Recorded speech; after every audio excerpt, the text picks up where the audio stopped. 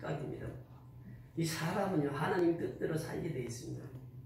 지나놓고 보면 우리가 그걸 고백하잖아요. 지금까지 지내온 것 주의 크신 은혜라. 이게 내 뜻대로 된 게 없어요. 아버지 뜻대로 살아온 것입니다. 지나온 삶을 보면서 우리가 아버지 뜻대로 내가 여기까지 왔구나. 그래서 우리가 살아가는 것은 주님 뜻대로 살아가는 것이에요. 주님 뜻대로 살아가려면 어떻게 되냐? 이 세상 등지고 십자가를 바라봐야 된다고 하는 것입니다. 그러면서 더 나가서 세상 등지고 십자가군에 이 세상 사람은 나는 몰라줘도 그 십자가만 바라보고 살아가는 것이 주님 뜻대로 살아가는 것이라고 말씀하고 있습니다. 여러분, 오늘 말씀의 배경이 어떤 배경을 가지고 있습니까? 나면서부터 40년 동안 안전뱅이 성전 미문에서 거지 활동을 하던 사람입니다. 이 사람이 베드로와 요한이 예수 그리스도의 이름으로 일어나 걸어라. 그러니까 그 안전뱅이가 발에 힘을 얻고 발목에 힘을 얻어서 벌떡 일어나서 걷기도 하고 뛰기도 하고 하나님의 성전에 가서 하나님을 찬미했더라. 기적의 역사가 나타난 것이죠. 근데 사람들이 다 알아봅니다. 이 사람 봐. 이 사람은 저 성전 미문에 있던 사람 아니야? 이 사람 그 아름다운 분이라고 하는 그곳에서 거지 생활하던 사람 아니야? 이 사람이 일어섰네. 이 사람이 베드로와 요한을 붙들고 있네. 야, 베드로와 요한이 솔로몬 행각에서 설교한데 우리 거기 가보자. 저 안전뱅이를 일으킨 베드로와 요한을 한번 보러 가자. 그리고 이 사람들이 솔로몬 행각에 모입니다. 그때 베드로가 설교하는 것이요. 왜 당신들은 우리를 주목합니까? 우리의 개인의 능력이나 개인의 권능으로 이 사람을 일으킨 줄 아십니까? 하면서 그 사람들의 의문점을 단번에 해소시킵니다. 우리가 한 것이 아니다. 왜 우리를 주목합니까? 이 일을 행하신 분은 나사렛 예수 그리스도라고 하는 분, 그분이 이 일을 행하셨습니다. 기적을 체험하는 사람은 어떤 사람입니까? 현장에 있는 사람들이 기적을 체험해요. 우리가 여러분들 이제 일상생활 하면서 극동방송을 들어보세요. 극동방송을 들으면 이 방송을 듣는 사람들은 기적을 맛볼 것입니다. 우리는 지금 생명을 전하고 있습니다. 생명의 말씀을 듣는 자가 기적을 체험하는 것이에요. 그러니까 오늘도 이 자리에 나와서 하나님의 말씀을 듣는 심령들마다 이 기적을 체험하는 것입니다. 이 기적의 현장이 하나님의 집이고 기적의 현장이 아버지의 집이라고 하는 것이에요. 그래서 우리가 이 세상 살아가면서 정말 하나님 앞에 집중해서 예배드린다고 하는 것처럼 큰 복이 없습니다. 오늘 말씀해 보세요. 이 13절에 그렇게 말씀하십니다. 아브라함과 이삭과 야곱이 하는 것, 우리 조상의 하나님이 이렇게 표현합니다. 아브라함과 이삭과 야곱의 하나님이 누굽니까? 이스라엘의 하나님이요. 그 외에 누구입니까? 곧 나의 하나님이요. 출애굽기 4장에 보면 4장 15절에 보면 이렇게 고백합니다. 아브라함의 하나님, 이삭의 하나님, 야곱의 하나님이라고 이렇게 그렇게 고백합니다. 그러면서 이 신약에서도 이 말씀을, 오늘 본문에서도 이 말씀을 주시고 있습니다. 왜 이 말씀을 하시느냐? 이 조상 대대로 아브라함의 하나님, 이삭의 하나님, 야곱의 하나님, 이스라엘의 하나님이 예수를 어떻게 했다고요? 그 예수를 영화롭게 했다. 우리 조상의 하나님이, 그러면서 조상의 하나님과 예수를 연결했습니다. 그러면서 조상의 하나님, 그의 종 예수 이렇게 표현합니다. 다른 데 보면 그의 son, 그의 아들 이렇게 표현합니다. 근데 우리가 기억해야 될 것은 son이 되었던 종이 되었던 예수님이 등장하면 항상 영어로 쓸 때는 대문자로 등장이 됩니다. 그 예수, 그 종, 그 아들, 그런 뜻이에요. The servant 이렇게 표현하고 있어요. 영어 성경에 보면. 그러니까 그 종, 예수, 그 예수를 영화롭게 했단 말이죠. 그러니까 예수가 십자가에 달리실 때 빌라도는 야, 이거 풀어주자. 내가 재판해 보니까 재판장으로서 이 사람 죄가 하나도 없다. 그렇게 결의를 했는데 너희들이 풀어주지 않았잖냐. 이것을 지금 지적합니다. 그래서 오늘 이 말씀에 보면 13절에 아브라함과 이삭과 야곱의 하나님, 우리 조상의 하나님이 그의 종 예수를 영화롭게 하셨느니라.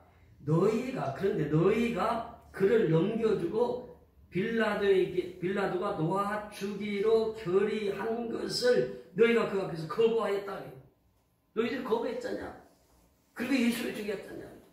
그러면서 14절에 보면 너희가 거룩하고 의로운 일을 거룩하고 의로운 자.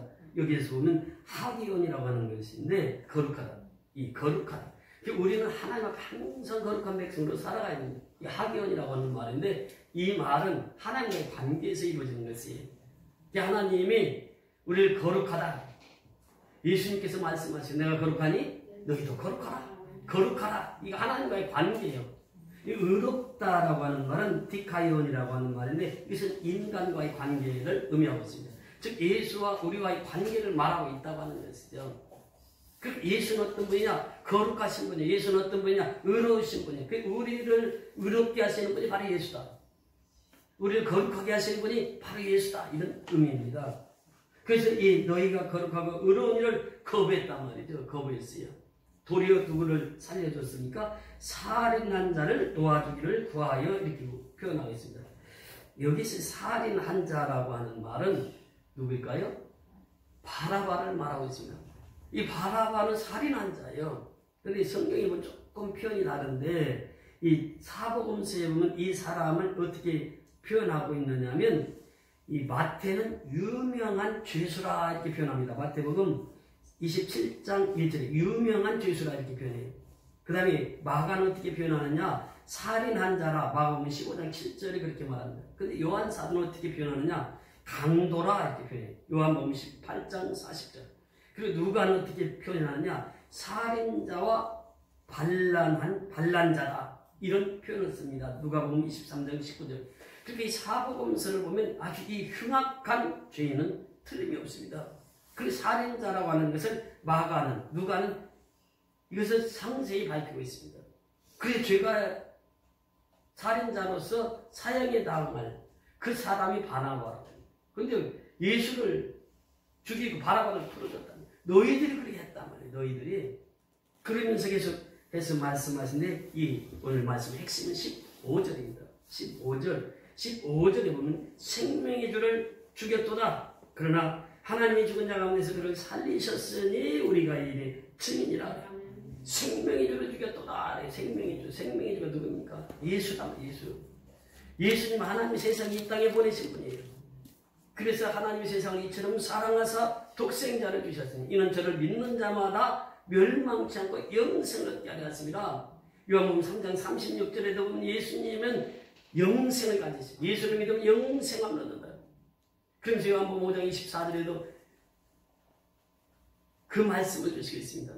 진실로 너희에게 이르노니 내 말을 듣고 또 나 보내신 이를 믿는 자는 영생을 얻었고 심판에 이르지 아니하나니 사망에서 생명을 옮겨드리라. 그러니까 생명의 주가 예수란 말이에요. 예수.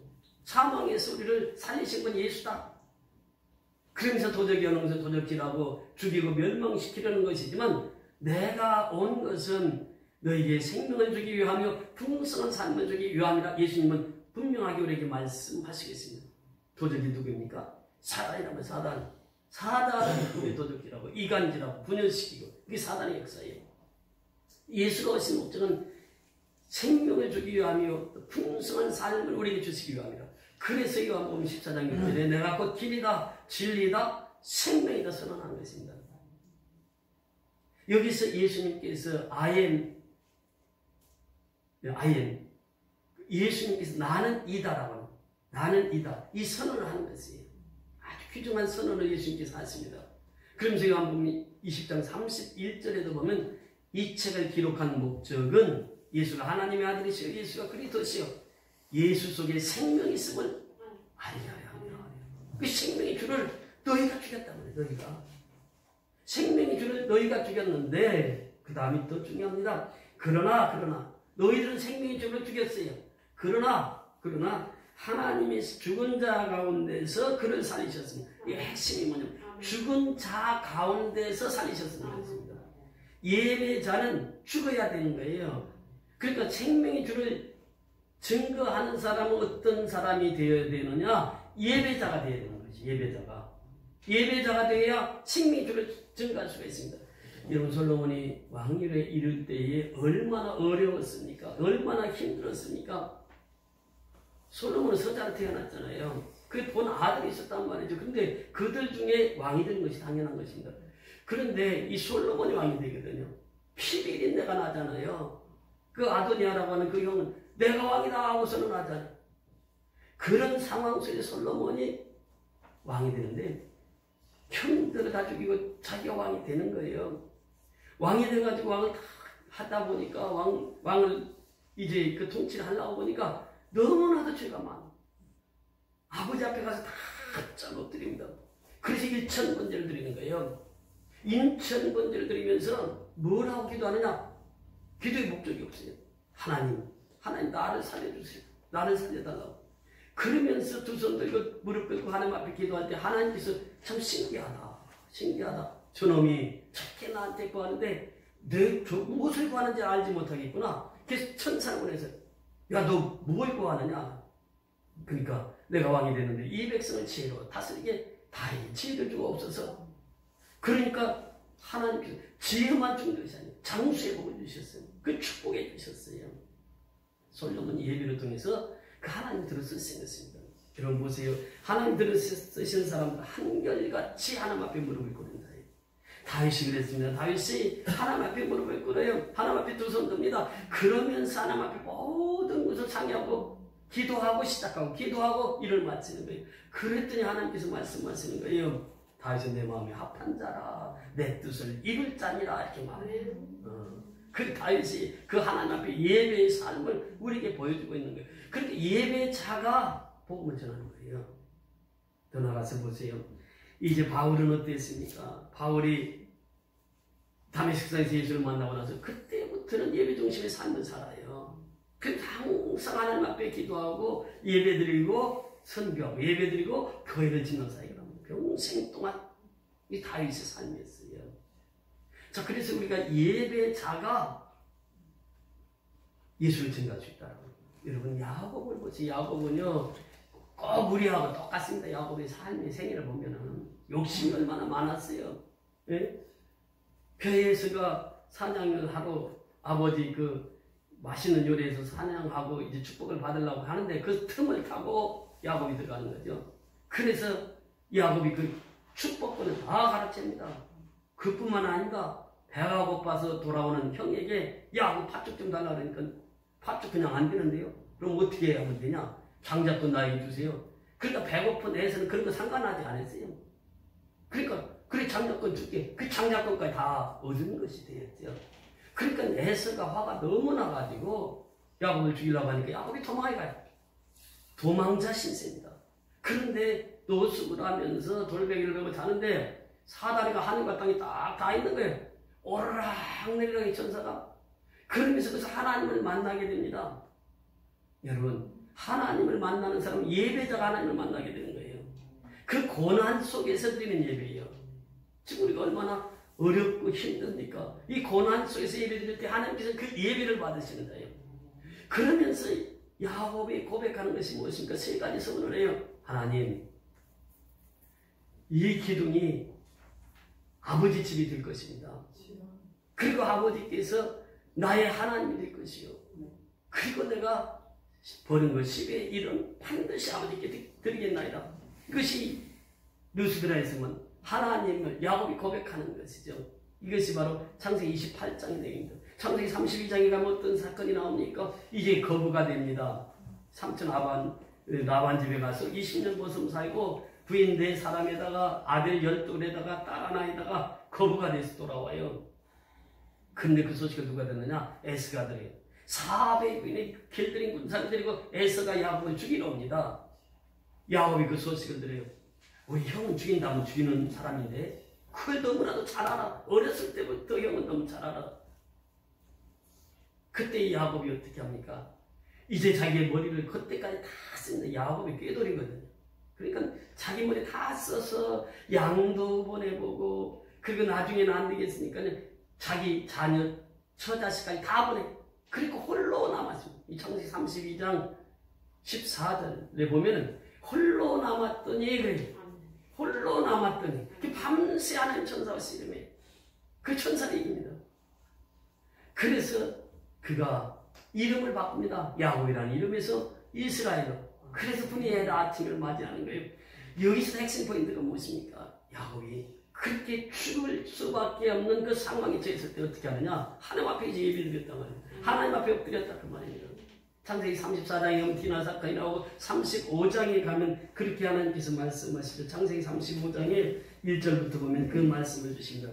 하나님이 야곱에게 이르시되 일어나 어디로 올라가서 베델로 올라가서 거기서 저주하며 내가 내 형 에서의 낯을 피하여 도망하던 때에 내게 나타났던 하나님께 거기서 제단을 쌓아라. 28장에서 나타났던 하나님, 베델의 하나님, 그 하나님께 제단을 쌓아라. 그리고 이절에 보면 야곱이 이에 자기 집안 사람과 자기와 함께 한 모든 자에 이르되 너희 중에 있는 이방 신상을 버리고 자신을 정결케 하고 너희들의 의복을 받고 입으라. 우리가 일어나 베델로 올라가자 내 환난 날에 내가 응답하시는 내가 가는 길에서 나와 함께 하신 하나님께서 내가 거기서 제단을 쌓으려 하노라 하며 여기 보세요. 내가 환난 날에 제단을 환난 날에 베델로 환난 날에 베델에 가는 베델이 무엇입니까? 아버지 집이라고 하는 거예요. 하나님의 집이 베델입니다. 여러분 베델은 축복의 장소입니다. 그 베델은 나의 집이 되어야 돼요. 베델이 교회가 나의 집이 되어야 돼요. 하나님이 나의 집이 되어야 돼요. 내가 그 속에서 살면 하나님 다 책임져 주세요. 그러니까 우리는 베델에 살아야 돼요. 우리는 하나님과 함께 살아야 돼요. 하나님이 내 집이 되어야 된다. 내 집. 내 가정이 하나님이 내 집이 교회가 내 집이에요.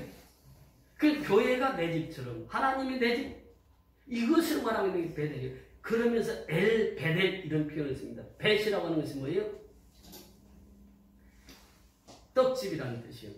엘이라는 하나님. 베델은 떡집. 그러니까 생명을 공급하는 것, 양식을 공급하는 것이 베델이라는 거죠. 엘 베델. 그러니까 하나님의 집에 하나님 그런 뜻이에요. 엘 베델이 하나님이요. 그 하나님이 나의 집이 되어야 된다고 하는 것이죠. 그게 야곱이에요. 그러면 그 하나님의 집을 갈 때에 세 가지를 하나님께서 원하셨습니다. 그것이 무엇입니까? 첫째는 이방 신상을 버리고 이 말이에요. 여러분, 우리가 신앙생활하면서 우상숭배 참 많이 합니다. 왜 그렇습니까? 우상숭배라고 하는 것은 내가 하나님으로 충만하게 채워지지 않으면 우상이 파고 들어오는 거예요. 그래서 내가 하나님의 절반만 믿는 50%만 믿는다면 50%는 우상이 나를 지배하는 거예요. 그러니까 내가 우상숭배를 하지 않는 비결은 뭐냐? 하나님으로 충만한 거예요. 예수로 충만한 거예요. 성령으로 충만한 거예요. 그러면 우리가 이방 신상을 다 버리는 자예요. 그런데 우리가 신앙생활하면 어떻게 그렇게 살아갑니까? 그래서 성경은 우리에게 말하기를 하나님으로 충만하라. 하나님으로. 예수로 충만하라. 성령으로 충만하라. 그리하면 이방 신상이 내 세계에서 머물 수가 없단 말이죠. 일본에 갔을 때 일본에 한 두세 번 선교여행을 갔다 왔는데 그 사람들은요 예수 믿으면서도요 교회 갔다가 그 다음에 천왕 보러 갑니다. 이게 뭐냐? 절반은 하나님을 믿는데 절반은 천왕을 믿고 있어요. 이렇게 살지 말라고 하는 거예요. 일본에 가니까 800만 신이 있어요. 그 신이 잡신이 그렇게 많아요. 근데 이방 신상을 다 버려야 돼요. 버리는 비결은 다른 게 없어요. 하나님을 100% 신뢰하라고 하는 거예요. 하나님을 당신의 집으로 살아가라. 예, 집으로 인정하고 살아가라고 하는 거예요. 그러면 내 속에 우상이 자리 잡을 틈이 없단 말이죠. 이방 신상이 무엇입니까? 여기 우리가 금반지도 끼고 목걸이도 걸고 이렇게 살아가잖아요.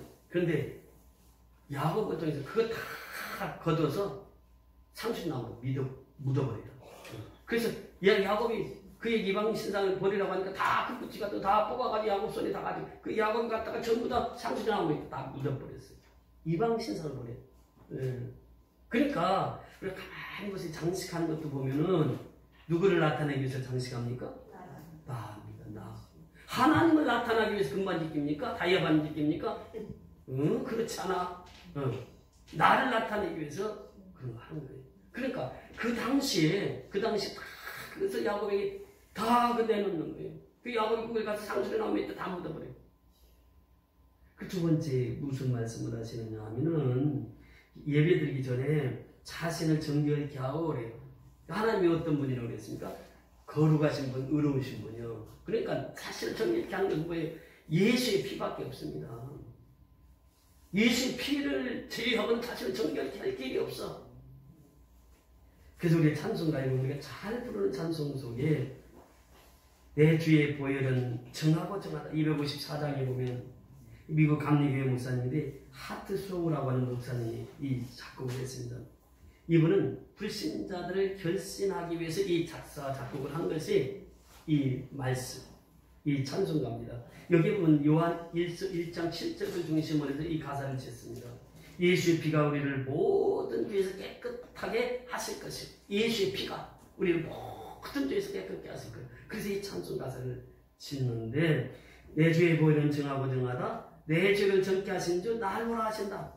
그러니까 하나님은 계속해서 우리를 초청하고 수고하고 무거운 짐들 다 오라. 포도주와 젖을 값없이 와서 살아. 계속해서 우리를 초청하시니 날 오라 하신다. 약하고 주의도 죽게로 나가면 우리가 얼마나 연약한 백성이에요. 사람 보세요. 아무리 미국 대통령이라도요. 코로나 확진되니까 병원에 가야 돼. 사람은 그래요. 아무리 해롯대왕 보세요. 자기가 연설할 때 부하들이 뭐라고 그럽니까? 누구의 소리라고 그래? 신의 소리라고 해요. 그렇게 교만할 때 하나님께서 벌레를 보냈어. 벌레에 파먹어서 죽어요. 그것이 인간이란 말이에요. 인간이 얼마나 약한지 모르겠어요. 그러니까 그것을 인정하는 사람이 하나님 잘 믿는 사람이죠. 하나님 믿는 사람은 자신이 얼마나 연약한 존재임을 약하고 주의도 죽기로 나가면 힘주시고 내 죄함을 곧 씻어주시니 나노라 하시면 온전한 믿음과 또 사랑함과 평안함을 다 주려왔습니다. 큰 죄인 복받아 살 길을 얻었네. 그렇잖아요. 우리 죄인 아닌 사람이 누가 있습니까? 누가 죄인 아니라고 말할 수 있습니까? 로마서 3장 23절에 모든 사람 죄를 범하였어요. 그 죄값은 로마서 6장 23절에 보니까 사망이란 말이에요. 큰 죄인은 복받아. 어떻게 복을 받았어요? 예수의 피로 복받았네. 예수의 피가 아니면 그 죄를 사함받지 못해요. 그 죄 가운데 여전히 살아가는 거예요. 예수의 피로 복받아 살 길을 얻었네. 그 예수의 피로 말미암아 살 길을 얻었단 말이죠. 한없이 넓고 그 은혜 베풀어 주셔서 그 피가 마음속에 큰 증거가 됩니다. 여러분. 그래서 우리가 증거할 때 어떻게 증거하느냐? 첫째는 하나님께 예배 드리는 자가 예수를 증거하는 것이고 두 번째는 하나님의 말씀에 순종하는 자가 예수를 증거하는 자예요. 더 나아가서 예수의 피가 우리 증거가 됩니다. 예수의 피가. 그러니까 우리는 예수의 피가 내 마음속에 가득 차 있으면 증거가 저절로 되는 거예요. 복음이 전해지는 거예요. 내 기도 소리 한없이 넓고 그 은혜 베풀어 주옵소서. 그 피가 내 마음속에 큰 증거됩니다. 내 기도 소리 들어서 다 허락하소서. 내가 죽기로 지금 가오니 십자가 보혈로 날 씻어주소서. 이것이 자신을 정결케 하는 거예요. 자신을 거룩케 하는 거예요. 자신을 깨끗게 하는 것입니다. 252장도 똑같은 구절입니다. 요한에서 1장 7절을 통해서 나의 죄를 씻기는 이 찬송을 지었는데 이 찬송가 작시자는 미국 침례교회 목사인 노울이라고 하는 목사님인데 이 찬송을 짓게 된 것은 구원받은 기쁨을 구원받은 감사를 노래하고 있는 것입니다. 그래서 252장 너무나도 잘한 내 죄를 씻기는 뭐밖에 없다고요? 예수의 피밖에 없네. 나를 정케 하기는 뭐밖에 없다고? 예수의 피밖에 없네. 나의 죄를 속하기는 예수의 피밖에 없네. 평안함과 소망은 예수의 피밖에 없네. 영원 동행하는 예수의 피밖에 없네. 예수의 흘린 피 날 희게 하오니 귀하고 귀하다. 예수의 피밖에 없네. 이것이 피의 증거입니다. 예수. 우리는요 이 일의 증인이나 무슨 일에 예수의 이름으로 앉으며 번뜩 일어났다. 걷기도 하고 뛰기도 하고 하나님을 찬미했다. 사람들이 와서 저 사람 성전 비문에 있던 사람 아니야? 성전 비문에서 동양질을 했던 사람 아니야? 거지 생활하던 사람 아니야? 저 사람이 말이 틀림없어. 저 사람이 일어나 걷기도 하고 뛰기도 해. 저 사람이 하나님을 찬미해. 저 사람이 있는 곳에 가보자. 그래서 모여있는 사람들에게 사도 베드로가 지금 설교하고 있는 것이요. 그래서 베드로는 우리는 이 일의 증인이라. 증인. 일의 증인이에요. 우리가 예수의 증인이다. 그러면 어떻게 예수를 증거하냐? 예수의 피로 예수를 증거하며 살아가는 거예요. 그래서 우리는 그 주어진 말씀 속에 우리가 순종하지 않고는 예수를 증거할 수 없습니다. 로마서 1장 12장 1절에 보면 사도 바울이 그런 고백을 합니다. 그러므로 내 사랑하는 형제다. 내가 하나님의 모든 사랑을 너희를 권하니 너희 몸을 하나님 기뻐하시는 거룩한 산재물로. 여러분 산재물이 뭡니까? 내가 산재물이 되어야 예배자가 되는 것이에요. 예배자가 되어 하나님의 뜻을 알 수 있습니다. 하나님의 온전한 뜻이 무엇인지를 분별할 수가 있어요. 예배자가 되지 않으면 하나님의 온전하신 뜻을 알 수가 없는 거예요. 내 주님 뜻대로 살기로 했는 이 찬송 고백은요, 제 영의 아버지고 저를 길러주시고 신앙으로 길러주신 그 주시는 성사님 제일 좋아하던 찬송이에요. 이번 아침에 일어나기만 하면 입에서 찬송이 나오는데, 주님 뜻대로 I have decided to follow Jesus. I have decided to follow Jesus.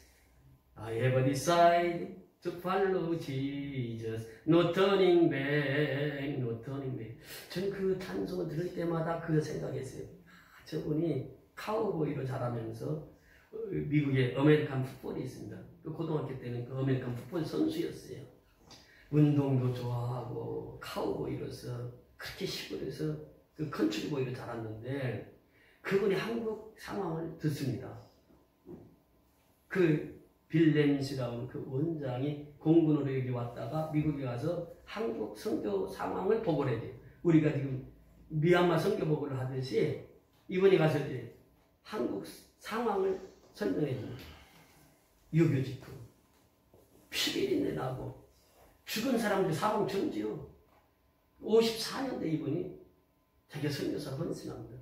그래서 정식 선교사로 오신 분이 이제 그 개시대학을 세우고 큰 일들을 많이 하셨는데, 파주 목장도 그분이 하시고 큰 일들을 많이 하셨는데, 그분이 다 즐겨 부르던 찬송이 뭐냐? I have decided. 나는 decide 결정했단 말이에요.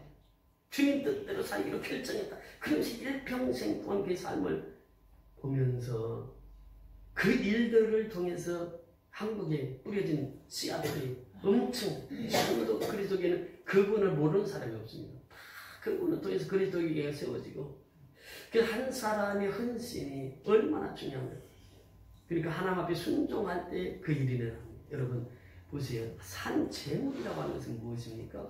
구약에서 보면요, 예배드릴 때 번제단으로 나갑니다. 그러니까 성소에 들어오기 전에 번제단 먼저 드립니다. 번제단은 무엇입니까? 짐승을 잡아서 그 각을 떠서 제사를 올리는 것이 번제단입니다. 그러니까 우리가 예배 전에 우리가 항상 번제단을 생각해야 돼요. 구약에서도 번제물이 없이는 거기 들어가지 않았습니다. 번제물을 다 드려서 번제단에서 그걸 다 태워서 향기로 그것이 바로 번제단입니다. 번제단에 올 때 양을 가지고 오면 제사장이 그 양 2마리를 가지고 오면 한 마리는 안수에서 들러보내고 한 마리는 그 제물로 쓰는데 완전히 잡습니다. 근데 누가 잡느냐? 본인이 잡아, 본인이. 예배는 누가 산제물이 되어야 되냐? 본인이 산제물이 되어야 되는 거죠. 내가 죽어야 된다는 거예요. 이것을 바울이 제일 잘 깨달았던 것이죠. 그래서 예수 안에 있는 새로운 피조물이라고 하고, 내가 그리스도와 함께 십자가에 못 박혔는 그런 적 이제는 내가 산 것이 아니고 누가 산 거예요? 내 안에 그리스도께서 사시는 정확히 깨달은 거예요. 그래서 바울은 내가 날마다 죽는다고 하는 선언을 합니다. 이것이 하나님께 순종하는 데 삶이에요. 요한복음 14장 21절에 보면 나의 계명을 가지고 지키는 자라야. 나의 계명이 무엇입니까? 신명기 6장 5절에 보면 마음을 다하고 뜻을 다하고 성품을 다하여 주 너희 하나님을 사랑하라. 내 이웃을 내 몸과 같이 사랑하라. 이것이 계명이에요. 그래서 예수님께서 새 계명을 주셨는데 그것이 요한복음 13장 34절 35절입니다. 새 계명을 너희에게 주노니. 그러면서 하나님 사랑 이웃 사랑을 선포하고 있습니다. 하나님 사랑 이웃 사랑은 구약의 뿌리가 되는 10계명에서 온 것입니다. 10계명의 요약이 3계명이에요.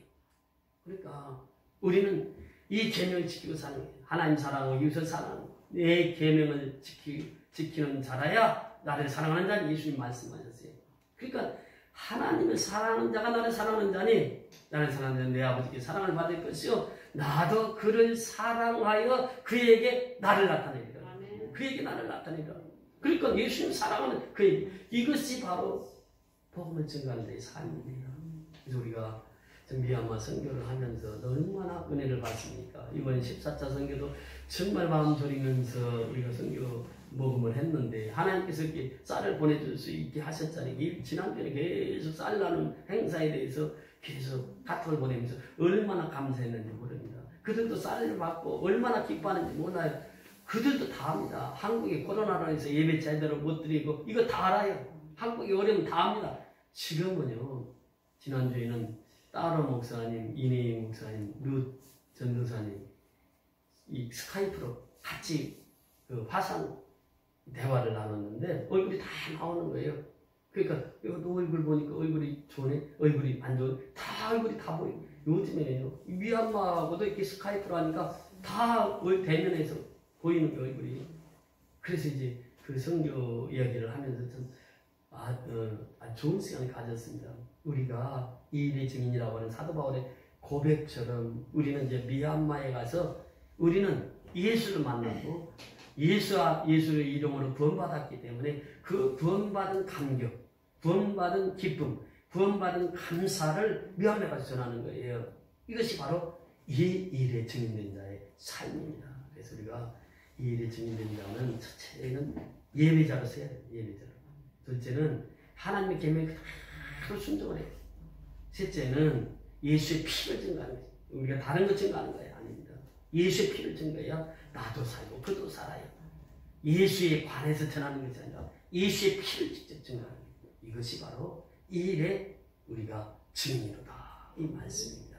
이 말씀을 가지고 한 주간 힘있게 살아가면서 복음을 증거하는 저와 여러분이 되어서 하나님 앞에 영광 드리는 한 주간을 맞이하는 저와 여러분의 삶이 될 수 있기를 주의 이름으로 축원을 드립니다. 아멘. 같이